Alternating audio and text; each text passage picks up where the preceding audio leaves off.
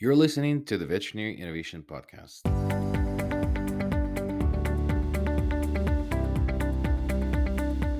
You're listening to the Veterinary Innovation Podcast. My name is Sean Wilkie, and along with my awesome co host, we interview the innovators in this space every week. Ivan, please kick us off. Hey, I'm Zach, and I am excited to introduce a colleague of mine, Dr. Amanda Landis-Hanna.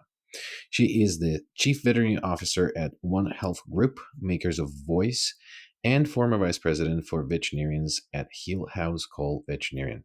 She also holds multiple board positions, including with Humane Animal Bond Association and Red Rover.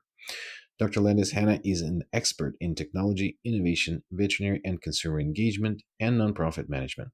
She is practicing veterinarian and co-host of Veterinary Business Podcast.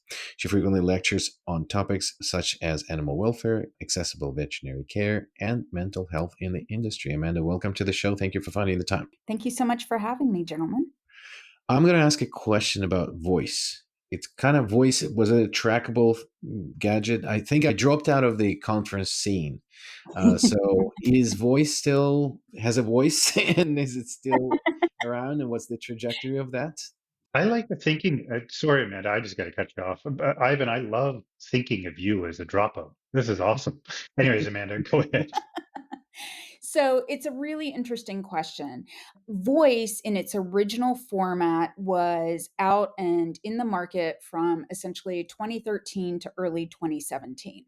That product, Voice 1.0, was a consumer facing product, meaning consumers could purchase the monitor, not a gadget, no GPS tracker involved, but they could purchase a monitor that would track resting heart rate, resting respiratory rate, activity, and other biometrics. Then that information showed in a really innovative kind of user interface for the pet parent. But this was also previous to it getting directed right over to veterinarians. So good to catch up on that.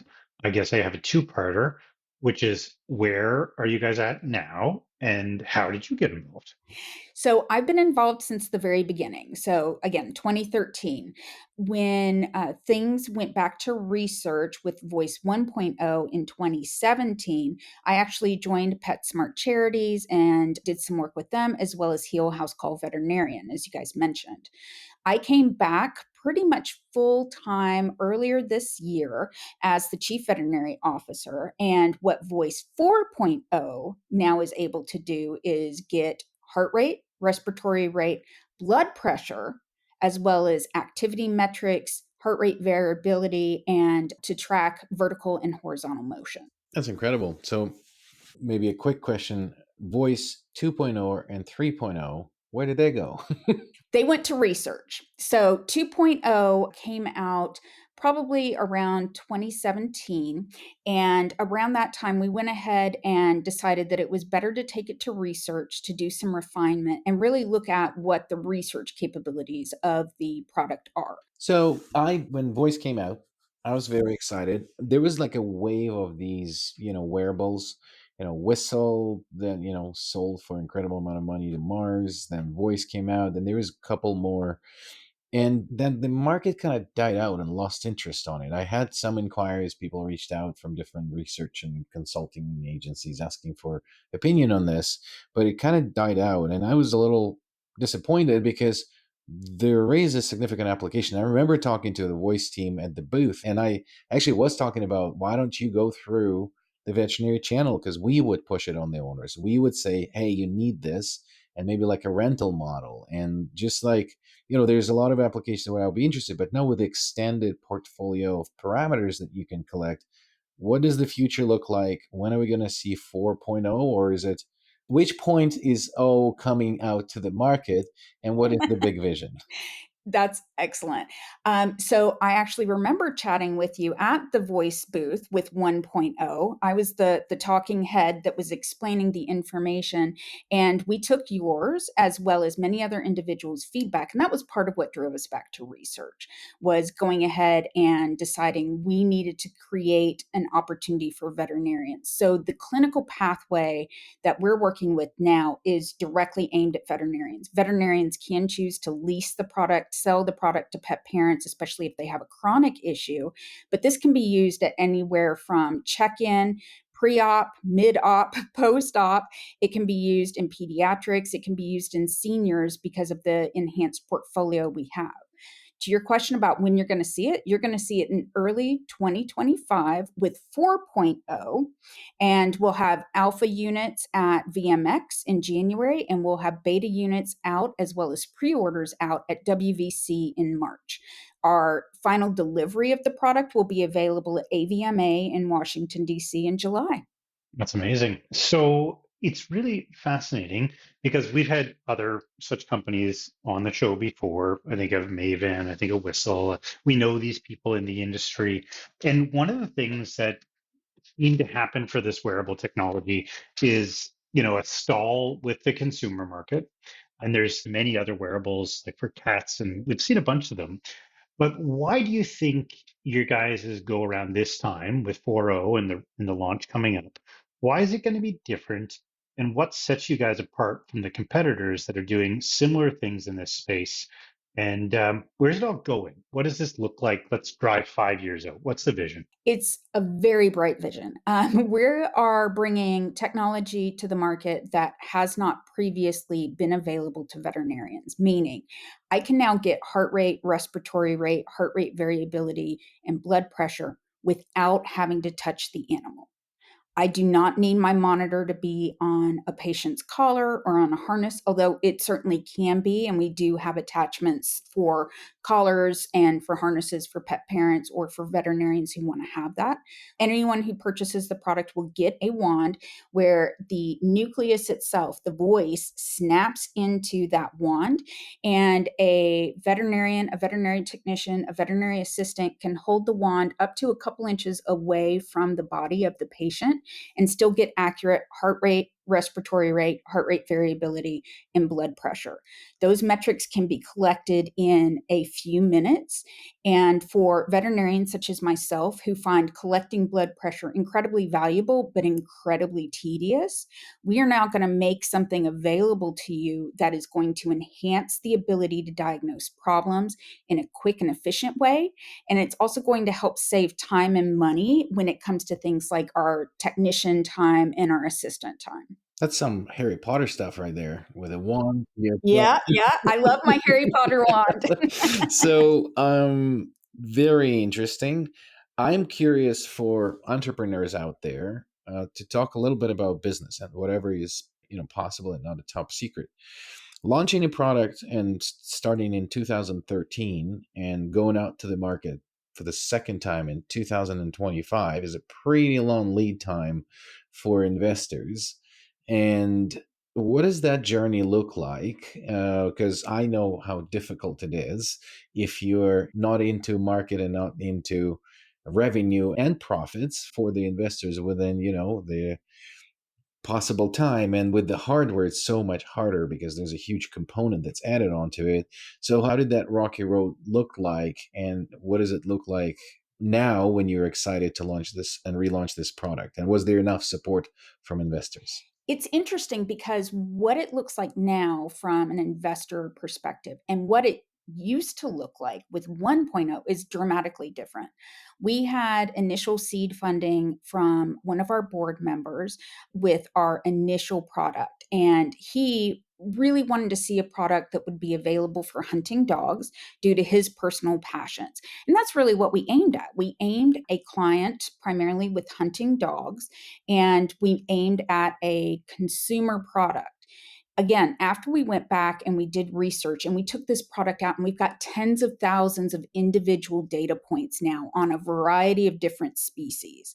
Now, what we're looking at is how can we change lives for pet parents, pets, but most especially the veterinary team? How can I shorten their day, or how can I make things like diagnostics easier for them? How can I save some time so that they're able to get a lunch or take a break in between patients? How can we also do things like diagnose disease earlier? So the two products, while they share the same name and they share the same ultra wideband technology, they are completely dramatically different. And the investors that we have now really respect that we are talking to veterinarians. We have a chief veterinary officer. I kind of like her. But we are really aimed at how can we help veterinarians and how do we get more investors into looking at technology for veterinary team members to really get going. So that's a very expensive way to make a collar for your own dog, I think. Right? But I'll ask the question before Sean asks this question. With the AI these days and the large language models and the data processing that is just accelerating with insanity, what opportunities did you discover in the last 6 to 9 months while all of this developed in front of us? It's been a really amazing journey. The level of data, again, during those couple of years where the product was in research, we were collecting tens of thousands of individual data points in a variety of species. That means that for most species, we already have a jumping off point. So as we collect additional data in our beta units, as well as we go out for sale, those additional points of data already have a comparison standpoint. And so, as we collect that data, we're able not only to identify additional opportunities to improve pet health, but also to take a look at what additional diagnostics is going to be coming down the road. An example there is blood pressure. Everyone would love to have blood pressure, especially cardiologists. But now that we're able to do it in a remote fashion, we're going to get so many more collection points for that blood pressure data. And while our initial product is for dogs and cats, we already have blood pressure data on horses, on cattle, on small rodents. And we've also got information on primates. So we're going to be doing some additional non human primate research here in the upcoming months. It's so interesting. So I wanted to step back and kind of pretend I'm a veterinarian because I'm not, but pretend I'm part of the audience.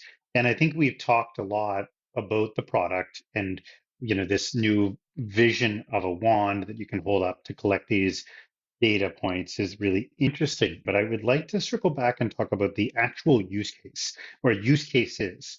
Try to help our audience that is listening to this understand what the product actually is and how they may be able to use it in practice. Great question. So, from the front of the house to the back of the house, when you have a patient that's coming in, you want some basic information. You want your heart rate and your respiratory rate. We're now going to be able to give you both of those without touching the pet, in addition to an accurate blood pressure reading. Then, as you go into the exam room, you're able to utilize that data with the veterinary technician and the veterinarian to do early diagnostics by saying, hey, there's blood pressure issues or heart rate issues here that we want to be aware of. It doesn't replace the doctor, it doesn't replace the technician. It gives additional information to help identify problems more quickly. As you move into the treatment area and into pre op, you're able to get accurate readings so that when you're administrating things like sedation or anesthesia, you're able to have an accurate baseline. Normally, in most hospitals that I work in, I don't get a accurate blood pressure reading before I'm administrating sedation or anesthesia. So I'm kind of shooting blind in some fashions. So I'm going to have that as really good pre-op information so that while we're in surgery, the same monitor can be utilized to evaluate how the blood pressure is doing, as well as heart rate and respiratory rate. It can be used in conjunction with existing monitors, or it can replace some of the existing monitors. Once you get out of surgery, then you have additional opportunities. You can utilize the monitor on the front of a cage if you want to do something like that to monitor your patients after surgery. Or if we're dealing with, say, for instance, a C section in pediatrics, you can actually use the monitor in the wand to evaluate the heart rate, respiratory rate, and blood pressure, even in teeny tiny pediatric patients. So it really helps from the beginning of the house back up to discharge to ensure the highest quality of care for these patients.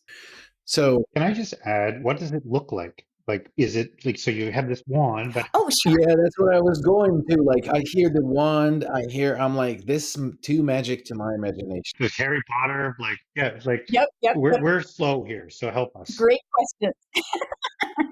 I feel like I'm going to have to send you guys a photo of it. It's small, it's about an inch long, it's pill shaped. So think like a rectangle with rounded edges. It is small enough that it can fit on an 8-pound cat collar, an 8-pound dog collar. So it's pretty small. And it can actually click into a wand so that you can use it as the Harry Potter style wand that we're talking about. So it has a collar attachment, a harness attachment, a wand attachment, but it can also be placed under a blanket if you want to monitor a patient post op, as well as on a cage front if that's the desired location. And I'm just going to go with the Harry Potter theme. So the readout is somehow being displayed on the wall, or is it a piece of software? What's happening? How do I see the information? Absolutely. Generally, what you're going to do is most of our clinicians are going to see it on an iPad or a notebook. They're going to get a direct read from the nucleus itself, the little monitor itself, directly onto their iPad. Now, there is a desktop version. There's also a mobile phone version. So, if your technicians are wandering around with their mobile phones, which some people have concerns around, they can pull up the data on that as well.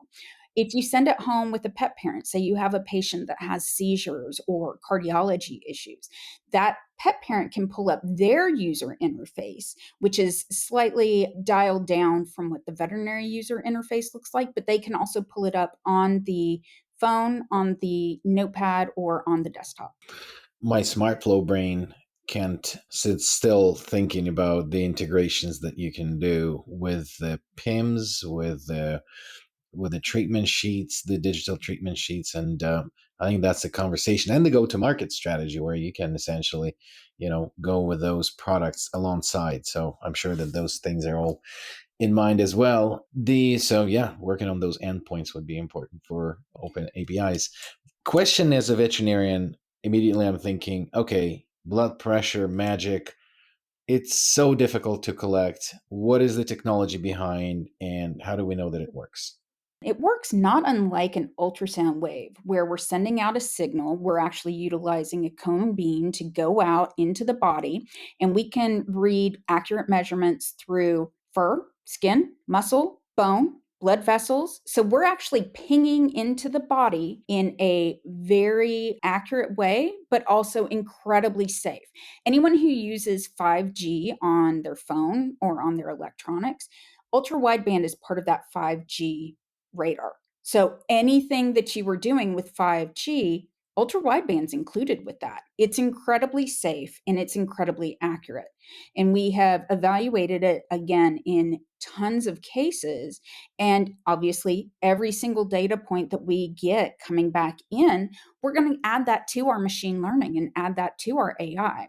But we're also doing clinical studies with a variety of different universities. We have previous studies also with UPenn and Cornell, where they're evaluating our accuracy as well as providing active feedback about things we can improve or what future pipeline types of products will look like. It's pretty great.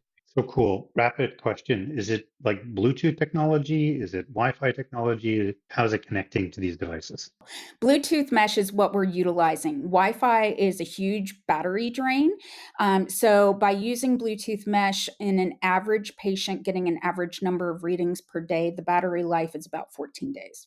That sounds fascinating, all of that stuff. What you said about the technology, I just heard flex capacitor from Back to the Future, whatever that means. But it sounds interesting. And okay, well, it's very interesting. I was very excited when Voice came out. I thought it was a bit of a clunky. I think you guys had a separate device that was then receiving the signal. There was a lot of setup that because I was installing stuff to vet clinics. I'm like, they're not going to do it. Like, it's just hard. This sounds way more sophisticated, but more simple to use, and exciting news. Hopefully I'll get to Orlando or Western and not be a dropout anymore, Sean. And but we do have two questions at the end of every show. So the first question: is there a TED Talk, YouTube video, or book that inspired you recently that you would like to share with our listeners? Absolutely. I just reread Brene Brown's Dare to Lead. That book is really wonderful because it talks about brave leadership and how to show up as your full self and how that can enhance your ability as a leader or as a mentor to individuals in your practices. So cool. And then the last question is another innovator that you think we should have on the show. Absolutely. If you haven't had a chance yet to speak with Martin Traub Werner, he does vet books, and what a great individual. I was lucky enough to speak with him on my podcast, and I highly recommend him for yours. Thank you so much for listening to the Veterinary Innovation Podcast. If you want to hear about our new episodes, please follow us on any social media channel.